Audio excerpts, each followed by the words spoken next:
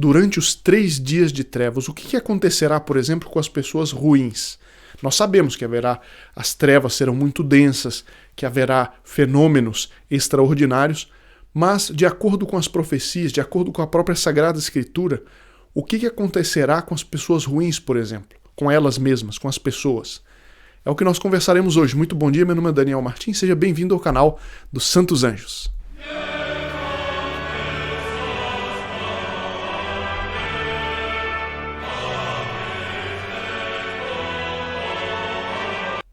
Como nós temos visto, de acordo com várias profecias particulares, mas também, como já vimos, eu vou deixar no final do vídeo o link para o vídeo que tem o resumo de tudo que acontecerá nos 3 dias de trevas, né, de acordo com essas profecias. Mas como nós vimos nessa ocasião, inclusive na Sagrada Escritura, na Bíblia, tem referências a esses 3 dias de trevas que acontecerão ainda, porque já houve uma ocasião em que teve os 3 dias de trevas como castigo, foi a 9ª praga do Egito. Não é? Mas o próprio livro de Joel, por exemplo, de Ezequiel, falam de um segundo momento onde haverá esses 3 dias de trevas. 3 dias e 3 noites, né, completos de trevas espessas. Mas hoje eu queria focar numa coisa que comenta o bem-aventurado Francisco Palau. Ele comenta o seguinte, que o que acontece quando quem estuda, né, quem exegese, que é a ciência de estudar e interpretar a Sagrada Escritura, é uma noção tradicional da exegese, é que tudo o que aconteceu no Antigo Testamento é um símbolo e uma pré-figura do que acontecerá, ou já aconteceu, ou vai acontecer no Novo Testamento. Não é que o que está na Bíblia é simplesmente simbólico, não. É que aconteceu de fato, mas Deus, a providência divina, né, agiu de tal maneira que aquilo fosse uma pré-figura de algo que, com mais substância ainda, aconteceria no Novo Testamento. Sobretudo no que diz respeito a nosso Senhor Jesus Cristo, mas também à igreja fundada por ele. Não é? Então, essa relação entre Antigo e Novo Testamento é muito estreita, muito próxima. Né? E o bem-aventurado Palau diz o seguinte, diz, os 3 dias de trevas que devem vir como desfecho de um grande castigo por causa dos pecados jamais vistos. Nunca na história houve um conjunto de pecados do tamanho que nós estamos vendo hoje em dia e de tal maneira espalhados pelo mundo inteiro. Nunca. Porque teve, por exemplo, Sodoma e Gomorra, coisas assim que foram terríveis, mas ou foram localizadas ou não chegaram ao grau que nós vemos hoje. Nós temos discutido isso aqui, né? Porque em Sodoma e Gomorra eles não chegaram a ensinar como bem o mal. Hoje se ensina o mal como sendo virtude. Né? E quem não pratica a virtude é colocado no pódio e defendido filosoficamente como uma coisa boa. Né? E quem segue a moral de nosso Senhor Jesus Cristo é tido como alguém que pratica o erro. Então a inversão de valores é completa nos dias de hoje, muito maior do que antigamente. Então o tamanho do castigo hoje, na nossa época, é proporcionado a essa quantidade do pecado. Agora, como nós veremos ao longo dessa semana, depois desse castigo não vem o fim do mundo, mas vem uma era de glória para a Santa Igreja, para a civilização cristã, para a virtude e tudo mais. Agora, nos 3 dias de trevas, portanto, que fazem parte desse contexto, quais são os elementos que já aconteceram nos 3 dias de trevas no Egito e que nos mostram como será, quais elementos que vão se repetir nesses outros 3 dias de trevas, de acordo com o bem-aventurado Palau. Ele usa para isso a própria Sagrada Escritura. Eu estou aqui comigo, eu imprimi aqui alguns versículos do Êxodo, capítulo 10, que fala dos 3 dias de trevas no Antigo Testamento, e o capítulo 17 do livro da Sabedoria, que explica um elemento que eu não conhecia dos 3 dias de trevas e que é realmente interessantíssimo da gente conhecer. O que vai acontecer com os ímpios, aqueles que hoje promovem a impiedade e não querem se converter? O que acontecerá com esses nos 3 dias de trevas? Alguém vai dizer, não, mas o que eu tenho a ver com isso? Tudo. Porque, primeiro, quem está de pé, cuide-se para não cair. Não é? Não há, Santo Francisco de Sales ensina isso. Não há nenhum pecado que um homem cometa e que o outro homem, em condições de saúde normal, não possa cometer. Por quê? Porque a natureza humana com o pecado original é capaz de qualquer coisa. Se a gente não toma cuidado, não tem devoção a Nosso Senhor, a Nossa Senhora, aos santos anjos, nós podemos cair numa rampa qualquer. E o que pode nos manter na virtude é essa vigilância. Você lembra? Vigiai e orai. Então, serve para nós, para isso, sabendo disso, a gente tem mais temor de Deus. Mas de outro lado também, nos mostra como que é a justiça de Deus. Quantas vezes uma senhora, por exemplo, que vai trabalhar, uma senhora jovem ou mais velha, vai trabalhar, por exemplo, quantas vezes já ouvi isso? E as colegas começam a incentivar a outra para o adultério, começam a louvar as novelas, a incentivar que as pessoas assistam coisas imorais e se sentem opressas pelo pecado, pelo ambiente de pecado, de vaidade, de imoralidade. Como ajuda a gente saber que aqueles que não se converterem, esperemos que todos se convertam, mas aqueles que não se converterem podem passar por isso. Isso nos ajuda a praticar a virtude. E é por isso que nós temos visto isso no nosso canal. Ou seja, não é só para a gente ter um conhecimentozinho a mais, mas para nos ajudar a praticar a virtude. Com isso a gente atrai a presença e a ação dos anjos e afasta a influência do demônio. Como nós veremos o que Deus Nosso Senhor fez nos 3 dias de trevas, e segundo o bem-aventurado Palau, se repetirá esses fenômenos nos 3 dias de trevas que vem na nossa época. Daqui 1 ano, 2 anos, 10 anos, 20 anos, não sei. O fato é que o mundo já está maduro para um castigo assim. Bom, então, no Êxodos, para quem quiser acompanhar, capítulo 10, versículo de 21 a 27, diz o seguinte: o Senhor disse a Moisés: estende a mão para o céu e que se formem sobre todo o Egito trevas tão espessas que se possam apalpar. Quase pode cortar com a faca, tão espessas as trevas.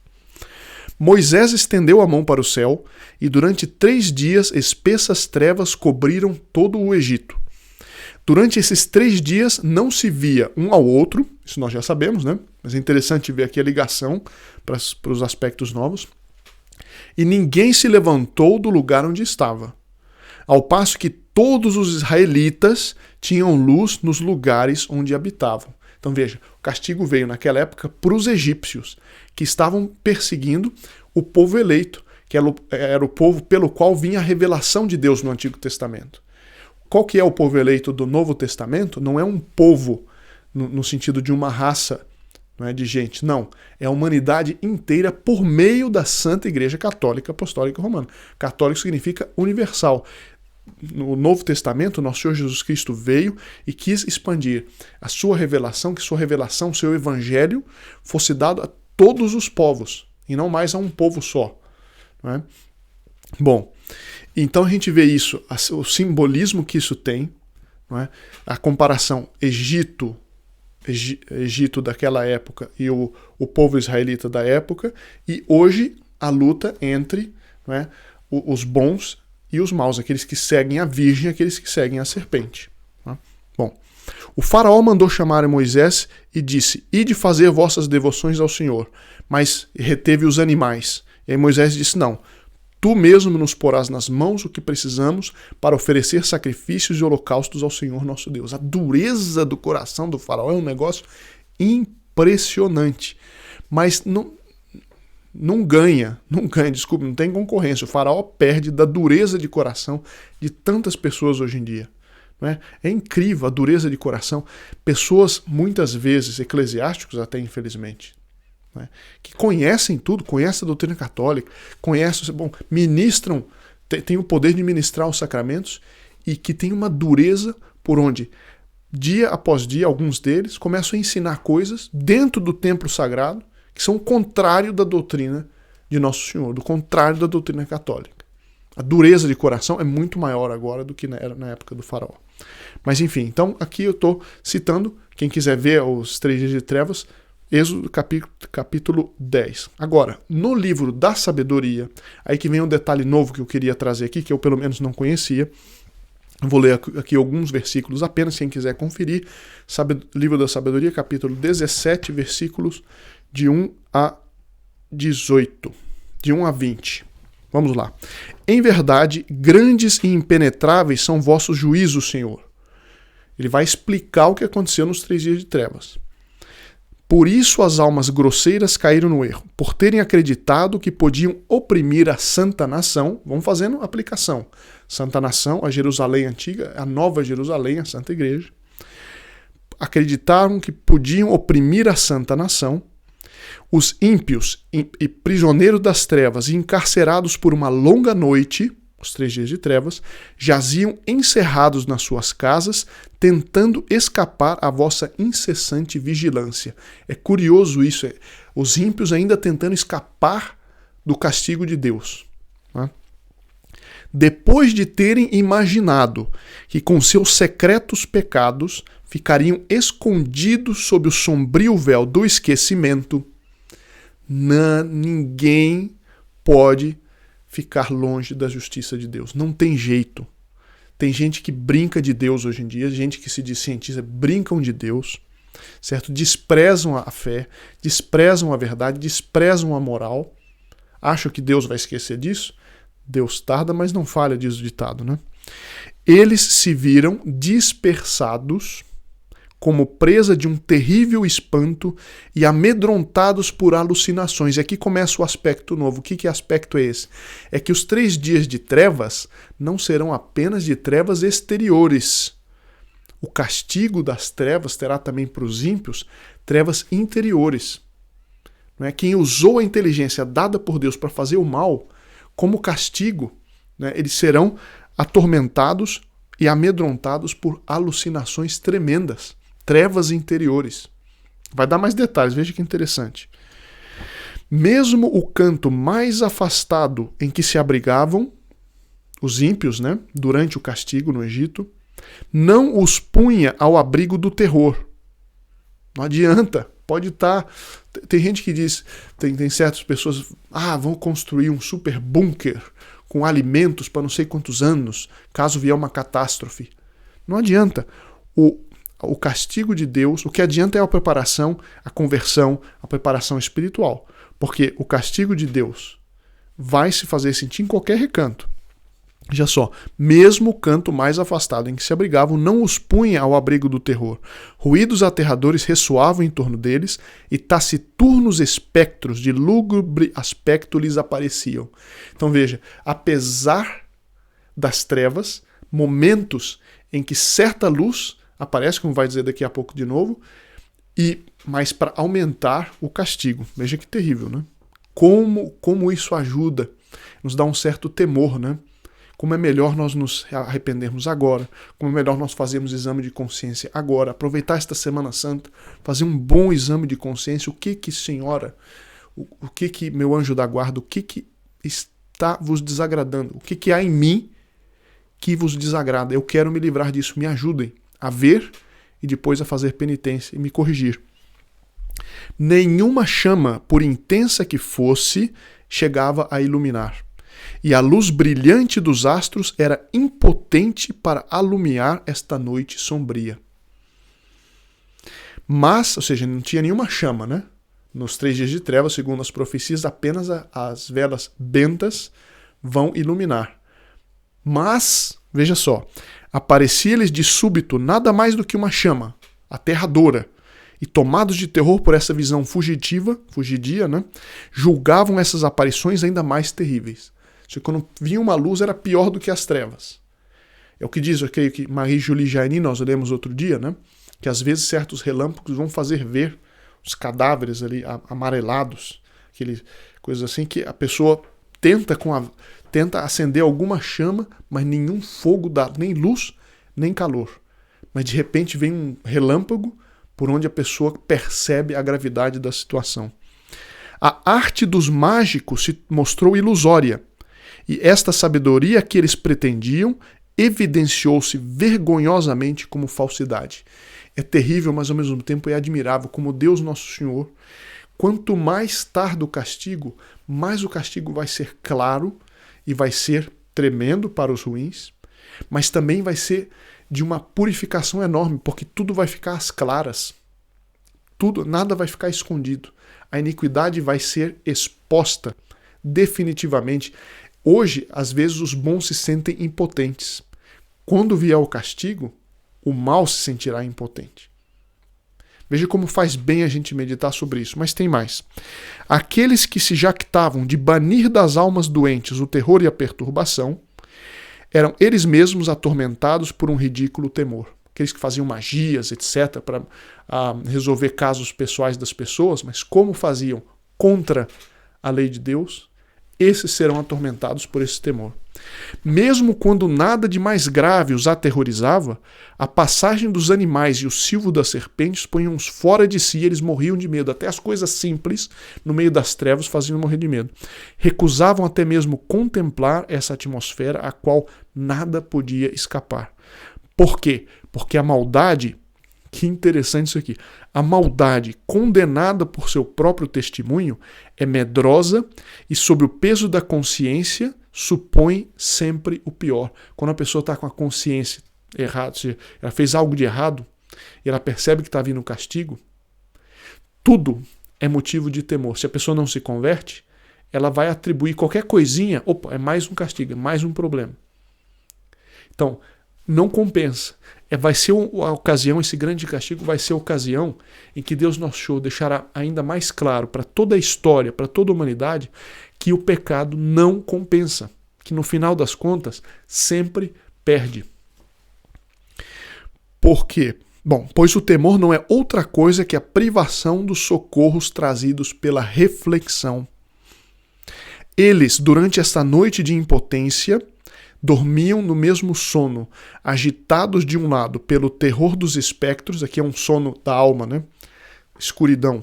Agitados de um lado pelo terror dos espectros e paralisados de outro pelo desfalecimento da alma. Então, trevas, isso que eu não sabia. Eu sempre ouvi falar das 3 dias de trevas exteriores, mas também para os iníquos, para aqueles que praticaram e fizeram outros praticar a iniquidade e não quiseram se converter, a escuridão também será aqui, ó, na cabeça.